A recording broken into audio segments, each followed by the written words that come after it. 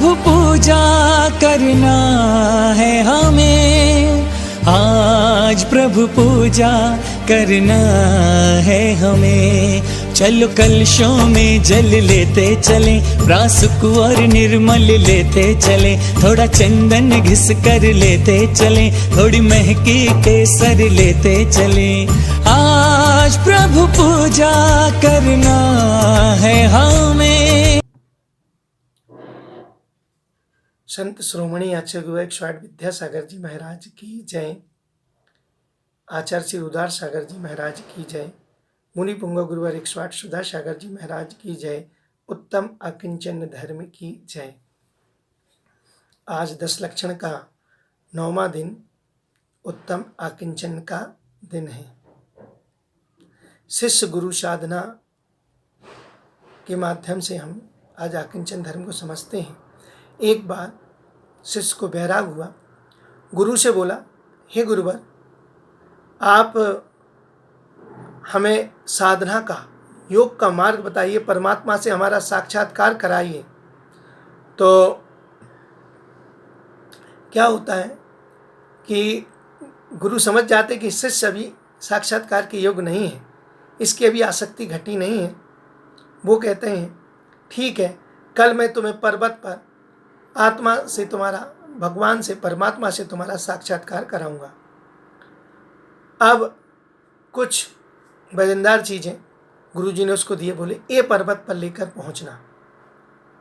वो चला, थैले में बहुत वजन था, वजन उसको लगा, उसमें देखा पत्थर है, उसने थोड़े कम कर दिए, ऊपर और बड़ा और कम कर दिए, ऊपर और बड़ा और कम कर दिए।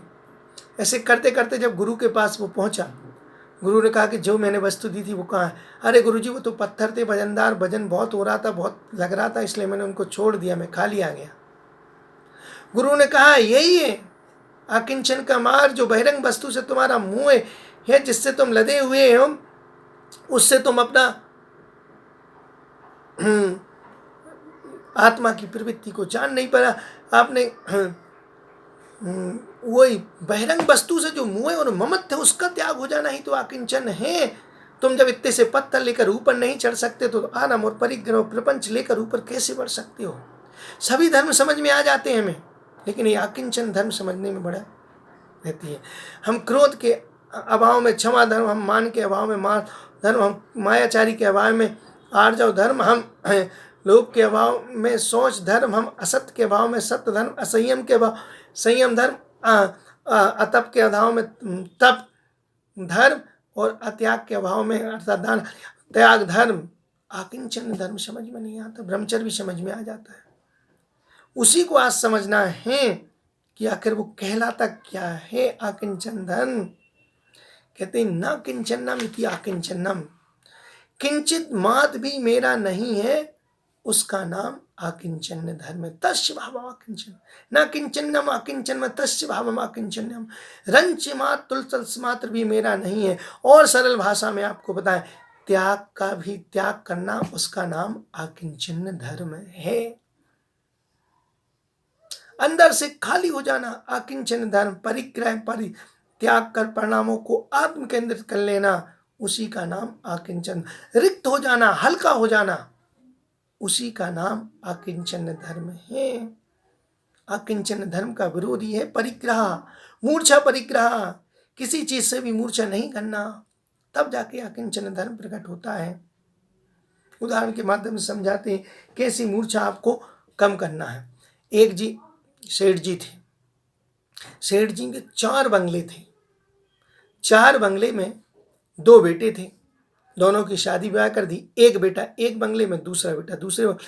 और आजकल की ये दशा है, पिताजी को भी अलग रख दिया, माता पिता एक बंगले में रहने लगे। फिर भी 4 बंगले थे, एक बंगला खाली पड़ा, इसका क्या करें? सेठ जी ने सोचा इसकी बिक्री कर देते हैं, इसे बेच देते हैं। नीलामी की घोषणा हो गई, फलाने फलाने दिन, इस दिन इसकी बिक्री की जाएगी, इतने तारीख को। ठीक है, संयोग की बात है, एक दिन पहले उस बंगले में जिसको बेचना था, उसमें आग लग गई। बड़ा बेटा दौड़ते हुए आया, पिताजी आप क्या कर रहे हो?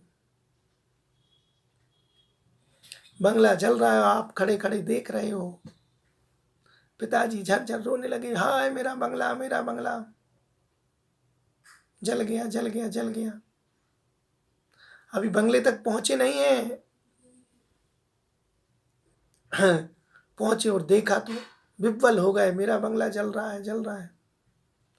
लोटपोट होने लगे, मेरा बंगला जल रहा है।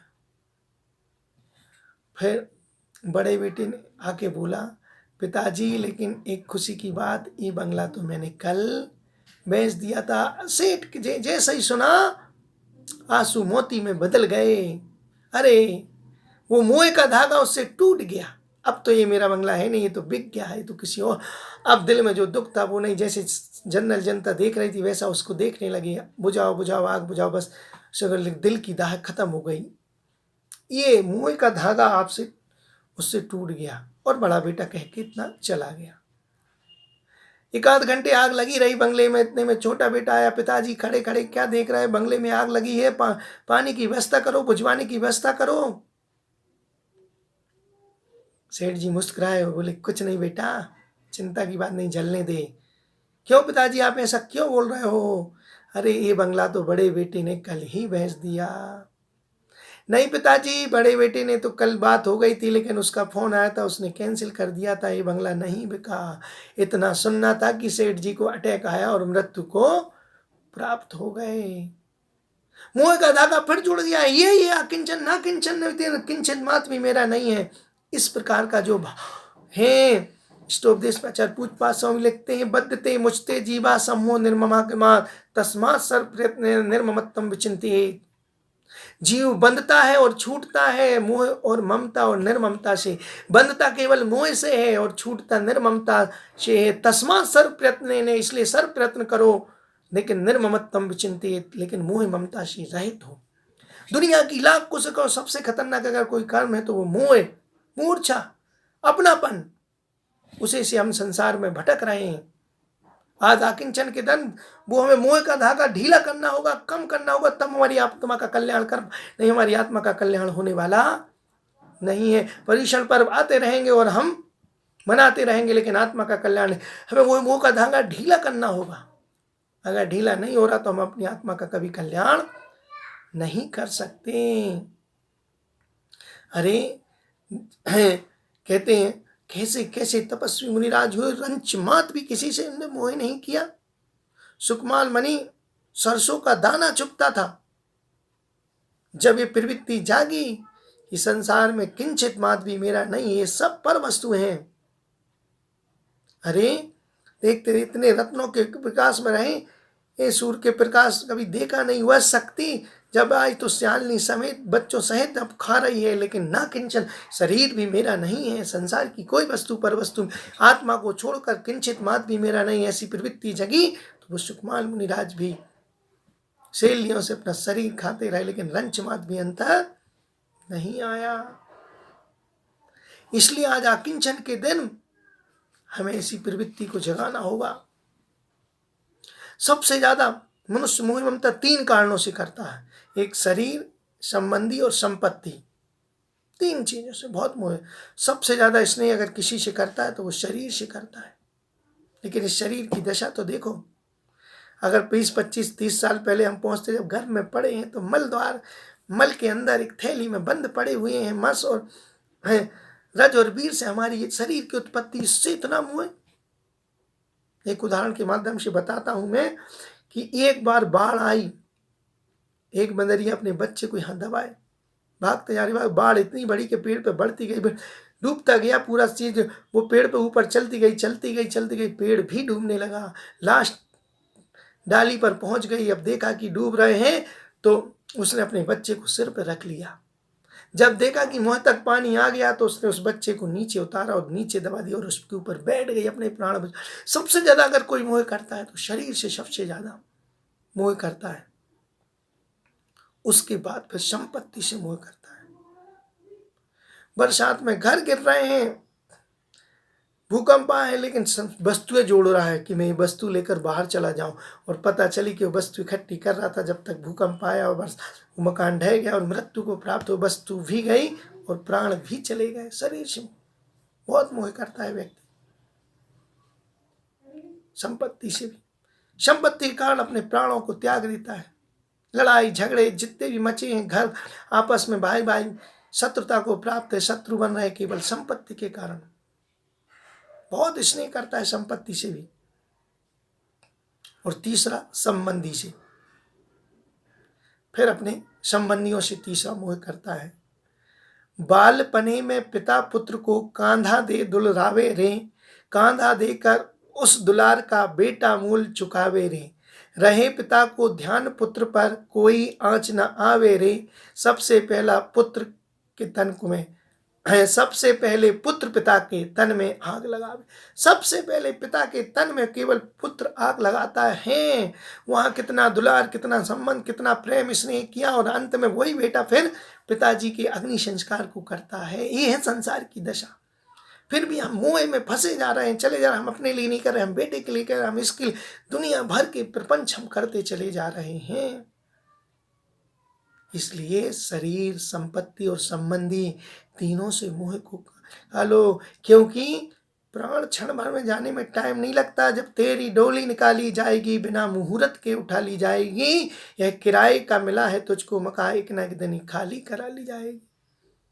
बस उसके बाद क्या संपत्ति, क्या बिल्कुल ऐसा है। तो संसार में हम जो ले रहे हैं बेमतलब में, व्यर्थ में हम चले जा रहे हैं। इस आत्मा के स्वरूप को पहचानो, जानो कि हम किसके लिए उत्पन्न हुए हैं। कौन जाने किस डगर पर धड़कने रुक जाएंगी, जिंदगी का क्या भरोसा पल में मुरझाएगी।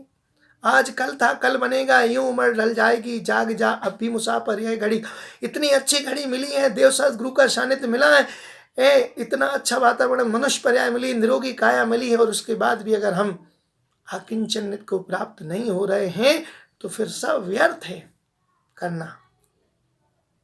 बस मैं तो यही कहूँगा, अपनी आत्मा का अगर आपको कल्याण करना है तो इस अकिंचन धर्म को अपने जीवन में ले आओ। क्योंकि अगर संसार के विकल्पों से हम हाथ में अंगार लिए मैं पूछता रहा, कोई मुझसे इन अंगारों की तासीर बता दे। हमारी आत्मा में सब कुछ है और हम दुनिया पर में सुख ढूंढते जा रहे हैं, बहिरंग में सुख ढूंढा। हमारी आत्मा के अंदर सुख भरा पड़ा है, लेकिन हम बहिरंग वस्तु, घर में, मकान में, पुत्र में, धन में, संपत्ति, शरीर में, इनमें हम सुख ढूंढ रहे हैं।